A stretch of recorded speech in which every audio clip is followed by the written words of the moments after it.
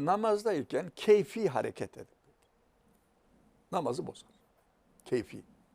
Yani hiçbir şey yok. Zorunluluk yok. Tutuyor, öksürüyor, hapşırıyor. Bu namazı bozar kabul ediliyor. Ama öyle değil de gelmiş tutamıyorsun. Ve o bozmuyor. O bozmuyor.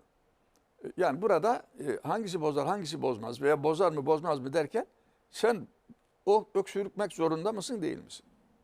Yani tabiat olarak, vücuttan gelen o şey olarak mecbursan, öksürmüşsen bozmuyor. Ama mecbur değilse adam öksürüyor. Bu bozar. Eyvallah. Ama mesela işte okurken imam okuyor. Evet. Boğazı gıcıklanmış. O gıcığı gidermek için hareket ettiriyor. O bozmuyor. Doğalda problem yok, suni'de problem. Aynen öyle. Teşekkürler hocam.